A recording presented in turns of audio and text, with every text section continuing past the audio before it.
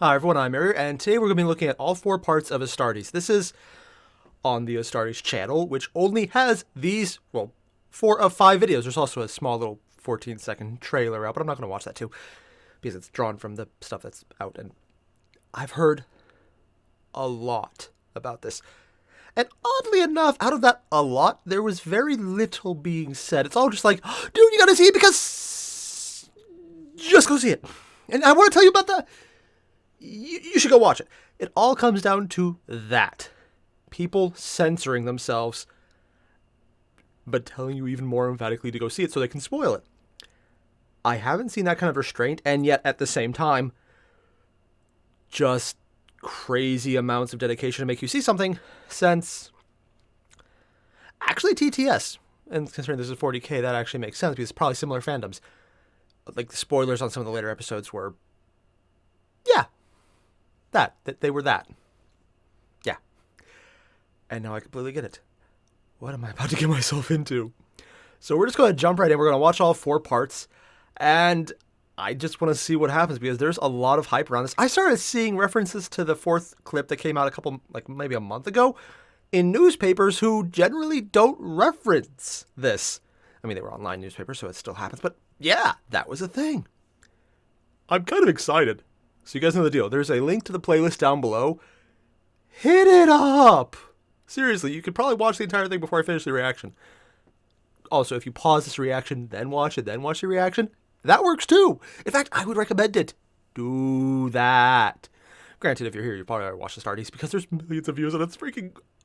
I don't know! But I want to find out. So let's get started. Uprising has been checked. Astartes now fleeing leaders of the rebellion. Okay. Whoa. Did they animate this themselves or is this from something? No, this is self-an... Oh god, that's how big the difference in height is. Dude? Oh, incense burner. So small. I love how they're making them feel even huger instead of scaling everything up to their size. Are they... They're dropping?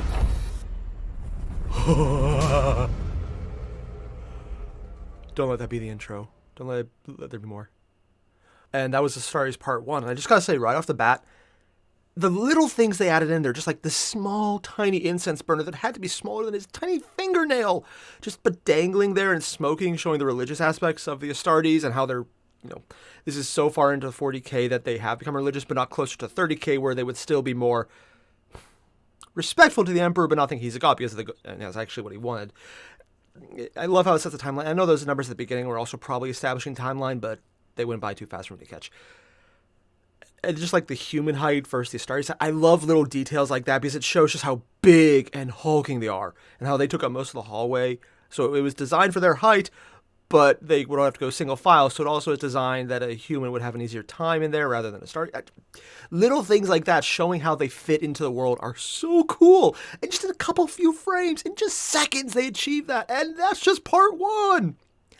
They look like they're just holding it to a drop ship, and I'm not sure if they're dropping in with the ship or if they're going to maybe drop onto the asteroids, but I'm looking forward to part 2. And it's here! This is going to be great for the next 2 parts. And then we get to part 3, and I'm going to there's only one left, and I'll be at part 4. It's like, well, crap. That's what it's going to be like. Yeah. So let's just jump right in, because...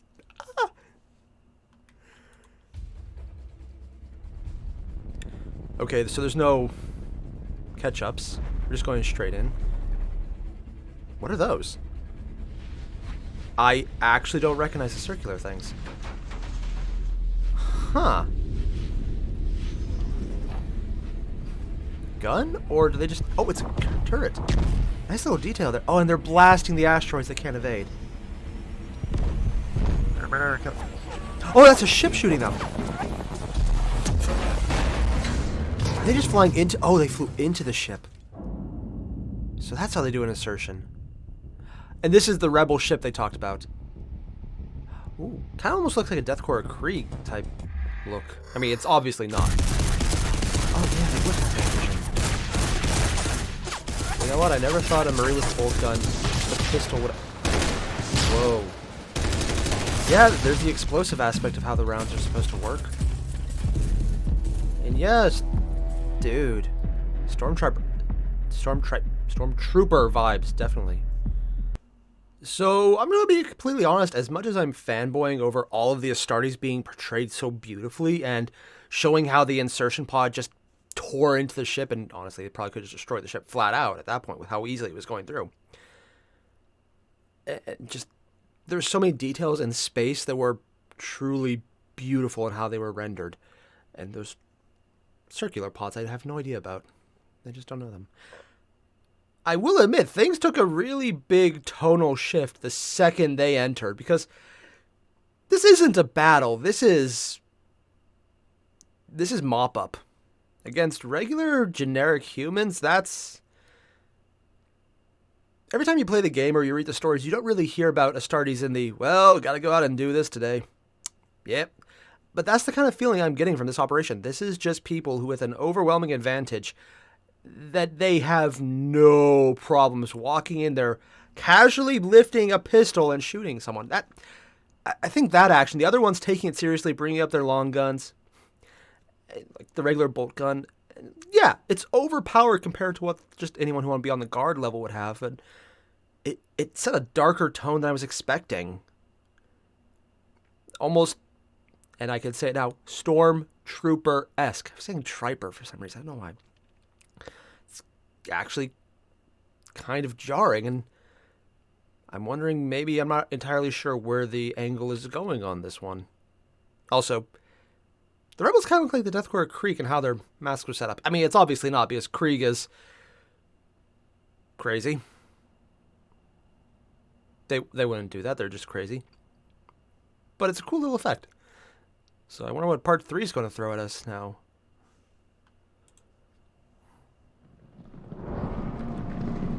Oh. Who's this? Who are they? That... Okay, that looks like Lorgar stuff. These look like writing on the skin. I think that appears whenever they go chaosy. Why are we focusing on that? That's never good when you have a vault. People standing in front of it.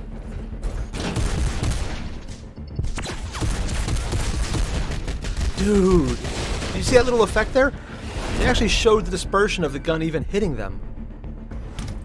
Showing a hit and fail to wound and... auto kill. Dude. Weapon. It's not even doing anything when it hits them. Oh, wow. Oh, jeez. This is a slaughter. This isn't a fight. This is a slaughter. Is that a lass? Oh, damn!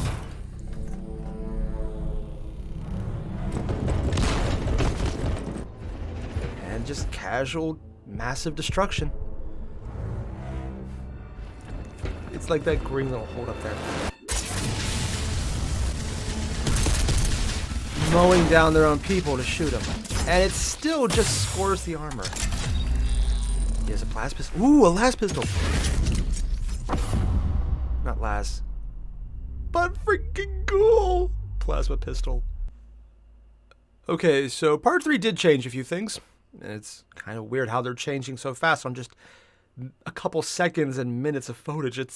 There's no dialogue even, and yet there's actually changes to narrative just in what they show. Good on the creator for doing that. That's actually really impressive. But as soon as you saw those guys who were taller, which you don't do naturally in 40k, there's always something doing that to you. Usually a little chaosy. With all the words in their skins, like, oh yeah, that looks a little chaosy. Anything, maybe Lorgar-ish? Maybe a certain book? Just throwing that out there.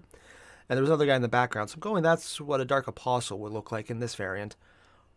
Unless I'm mistaken and it's some kind of crazy Xeno, in which case, yeah. Sure, why not? But I think the thing I'm fanboying over the most was seeing the plasma pistol and how it worked, and seeing the charge up phase, and then watching that sheer shot just go and smoke the artillery emplacement.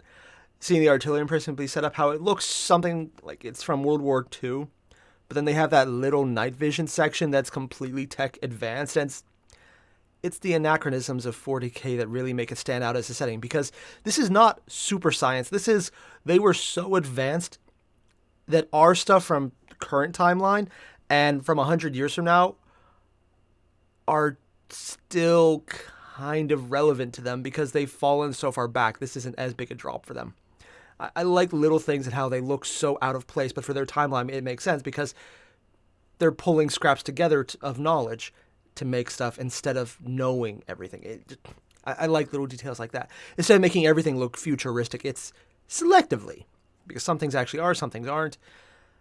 And just all the shots impacting against the Astartes armor, most of them not even doing anything. You could see the little bursts and flashes of light showing how absolutely hard to wound they are.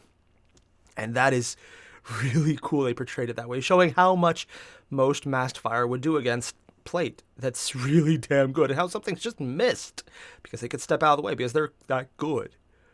But then when it did hit, it would barely do anything to maybe leaving a few scores on the higher end hits that were hitting from that one heavy gun emplacement. That's just cool. Like, the level of detail they put into this is breathtaking.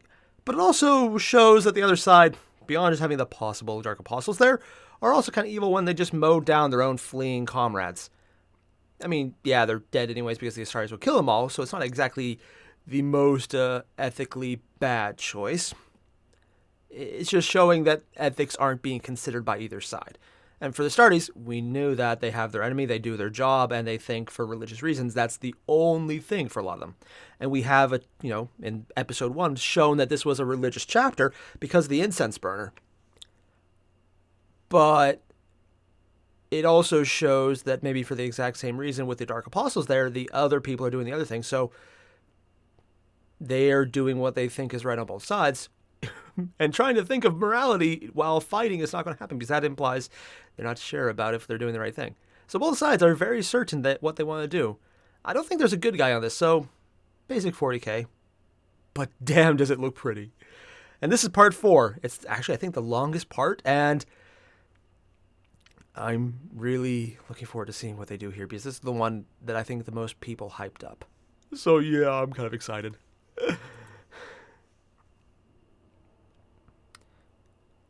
Are those slugs? Still not sure they're not slugs. Whoa, okay. That almost looks Marsy. Oh, ammo counter. Useful.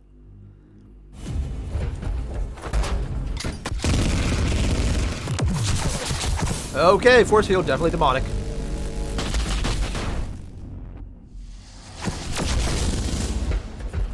Oh, and it's not a reactive. It's a reactive force field. How fast is he going? Oh, so this is what a charge would look like. They're definitely psychers.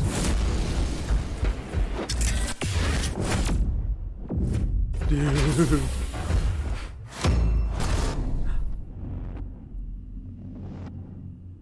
Why is his arm covered? Oh, this is the guy from earlier.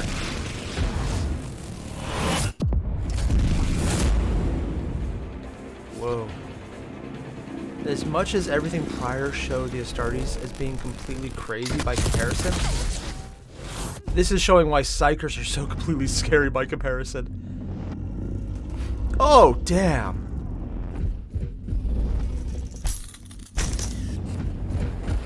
Dude, seeing the optics underneath the glass.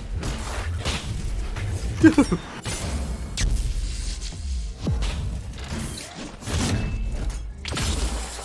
What was that thing on the back of their neck? That was a metal clank when the head hit.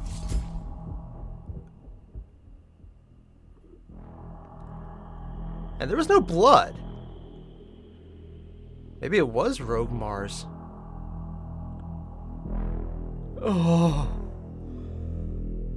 Okay, so I don't think those were Dark Apostles anymore. Not their variation of it, but I don't even think they were... I don't think they were biological. I think those were more mechanoid than anything. Mechanoid psychers, because the level of detail put into everything showed a lot of viscera when other things were killed. There was little flashes of gore. There wasn't the absurd amount of blood that is not actually accurate, but there's also not a lack of it either. That was when mortal humans were dying. When those guys died, there was a lot of little details that I will give the creators of this enough credit that I think they intended them to look a certain way. One, they're psychers. Two, there's a very electro theme there. And three, when his face hit the grate, it didn't sound like a thump or a whump. There was a distinct metallic ring when it hit, indicating that that wasn't flesh. It was more, well, metal. And if this was another short done by someone who hadn't put such obsessive detail into every little thing, I would think that's just, they chose a bad tone and they wouldn't think of it. But this one is obviously well thought out because of the level of detail, the level of utility, showing how a barrier, psychic or electrically generated, works. I love that. The depiction of a charge, the depiction of Overwatch, the depiction of just shooting someone with the psychic powers and having them poof. Showing why Psychic is scary against Astartes, who nothing's touched them. It barely scored the armor, and then Psychic just holds them. Might have even torn out a good unit. And then just showing that it's so cool in close combat how they fought, how they even had the turns in there, which was crazy when you think about it. Like, the one side win, then the other side win, then they charged, and then it's like watching Kill Team more than regular 40k, but it's so cool. But they didn't kill the people by stabbing them through the face. They always ripped out the back, indicating that they're aware that that's a little more important. That, like, electro-spinal cord coming out of the back into the head through a plug. And it did look like a plug, not like it was growing around it either.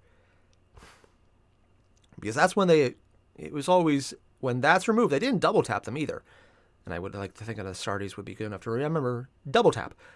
I guess pulling out that spinal brace column connector is the equivalent, though. It also means I don't quite know what they're fighting, because clean tech like that is more of a Mars thing. So is this Dark Mechanicus? Because that would feel weird, because there's not enough mechadendrites. Yes, let's go with that over Cyberdonks. I mean, what? I don't know what they're fighting anymore. I thought maybe it was Chaos with Rebels, but yeah, that's interesting. And the focus on that vault from episode 2 all the way up to this one, where they were standing guard, letting all of the rebels basically, buy time for them to stretch out the rest of the Astartes till they got there. And even then, maybe killed a bunch of the Astartes in the process, so it kind of worked. So many cool things, like showing the impact between a regular bolt rifle against a shield, showing the plasma shot against a shield, forcing it through the shield to get around, the struggle to fight against a Psyker. I'm gushing, I'm fanboying, but I'm completely fine with that because they did such a great job. But they also didn't show any blood when those guys died. I just noticed that, yeah. Or it just came back to me. So between the metal, when they hit the ground, and that could have been from the arm, like just armor, cloth, metal cloth, maybe. But it sounded like it came off exactly when the face hit. Between that and the fact that there was no viscera when they stabbed them through, like, I don't remember seeing any, but they would put those little details in for everyone else when you were in a position to see it. Like, they focused on a lot of the viscera for the others. It makes me think that this is more of a either Dark Mechanicus, or maybe that's what he's depicting as a Men of Iron or a Men of Stone, which honestly, that would be kind of scary, because those guys were supposed to be from when humanity wasn't weak. And the Astartes, as they are, technically count from a weak point in human history according to 40k lore. That's the part I think a lot of people forget. For as cool and overpowered as they seem, they are canonically weak compared to human history. That this is not a glory point of humanity. This is us as someone who lost everything and lost the will to get better. maybe Gilman's kind of changing that, but if they are Men of Iron being portrayed, if they are maybe the Men of Stone being portrayed, who are supposed to be a different type, but I don't really know too much about them. I don't think anyone does, because there's just not. That's a whole new level of cool. I think Blackstone Fortress had one. There was like one story who turned out he was a Man of Iron, hiding as a droid for the Mechanicus, but not droid. That's copyright for someone else. Servitor? Let's go with that, yeah. Or a robot, whatever. I don't know who the enemy is. I thought it was Chaos, but I'm going with maybe it was something cooler. And honestly, I don't care if I'm right or wrong, because I know I'm going to love whatever the 5th part drops either way. So, for everyone who ever worked on Astartes, thank you for making this. This is beautiful. Your attention to detail is shocking, and if Games Workshop ever sees this, and for some reason if they haven't, why? Let them hire you. Or better yet, Games Workshop, if you're seeing this, hire them to do a movie.